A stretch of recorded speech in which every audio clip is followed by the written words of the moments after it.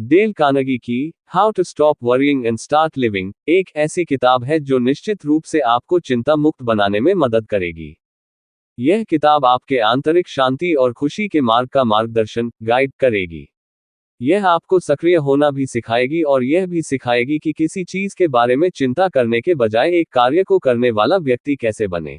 अगर आप हमारे चैनल पर नए आए हो तो चैनल को सब्सक्राइब और बेल नोटिफिकेशंस को ऑन कर लीजिए।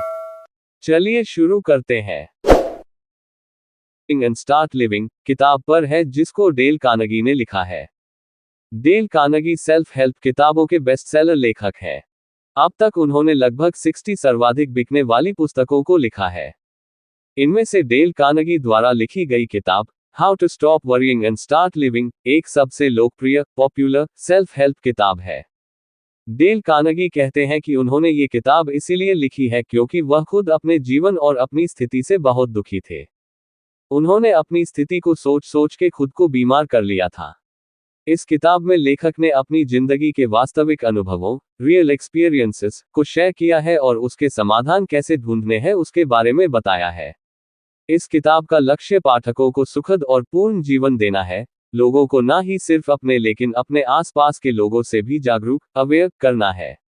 लेखक ने how to stop worrying and start living को 58 भाषा में अनुवाद करवाया है। इस किताब में लेखक how to stop worrying and start living के बारे में टिप्स दे रहे हैं और उन्होंने इस किताब को 6 भागों में बांटा है। उदाहरण के लिए, अगर आपको घर खरीदना है तो आपको बैठकर ये नहीं सोचना है कि मेरे पास पैसे नहीं है, अब मैं क्या करूं, लेकिन आपको घर कैसे खरीदना है उसके ऊपर काम करना होगा। सबसे पहले आप अपना बजट बनाएं, उसके बाद आपको घर कहां लेना है वो सोचो, और उसके बाद कब लेना है वो सोचो। अगर आप इस तरीके से प्लान करते हैं तो आप अपने परिणाम तक पहुंच जाएंगे और आपको परेशान भी नहीं होना पड़ेगा। लेखक बताते हैं कि आपको अपनी प्रगति को नियमित रेगुलर रूप से विश्लेषण एनालाइज करना चाहिए। ये सोचना चाहिए कि मैं इन सिद्धांतों प्रिंसिपल्स को कैसे सुधार करूं। लेखक कहते हैं कि हमें हमेशा हमारे वर्तमान पर फोकस करना चाहिए और अतीत और भविष्य को अपनी जगह रखना चाहिए। जब भी हम परेशान होते हैं तब हम हमारे अतीत के बारे में सोचते हैं और जो चीज खराब हुई होती है उसके लिए हम खुद को दोष देते हैं। लेकिन अगर हम ये सिद्धांत को लागू करते हैं तो हम काफी तनाव को दूर कर सकते हैं। हमें भविष्य को लेकर डरना नहीं चाहिए। हमें समझना चाहिए कि अच्छी सोच विश्लेषण एनालिसिस को प्रभावित करती है, जो आगे चल के सकारात्मक पॉजिटिव और तार्किक योजना लॉजिकल प्लानिंग को अंजाम देते हैं।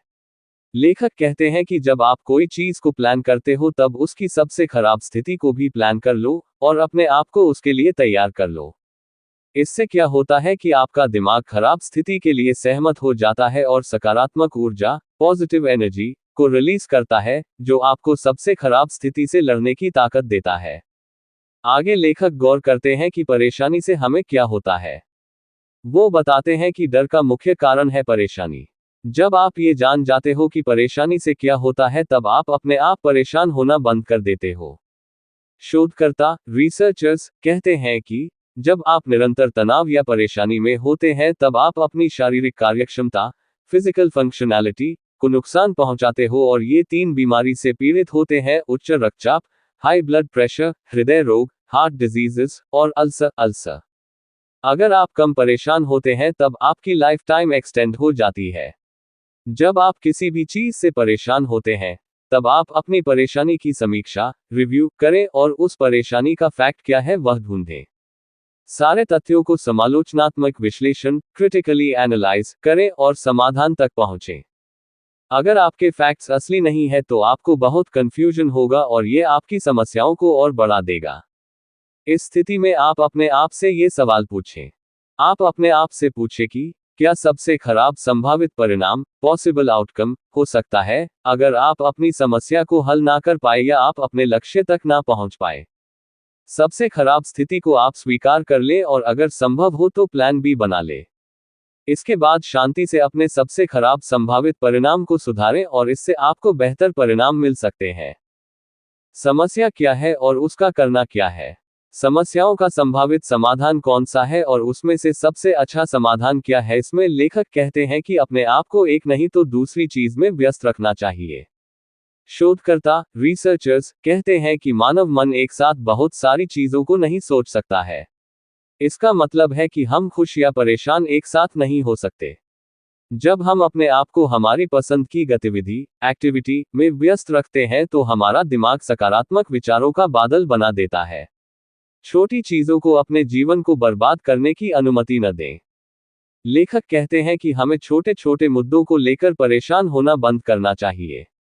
मन की शांति के लिए हमें माइंड ट्रिवियल चीजों को अवॉइड करना चाहिए। जब ऐसे छोटे मुद्दे बनते हैं तब हमें हमारा फोकस बदलना चाहिए जिससे हमारा दिमाग आवश्यक मुद्दों एसेंशियल इश्यूज पर फोकस करें।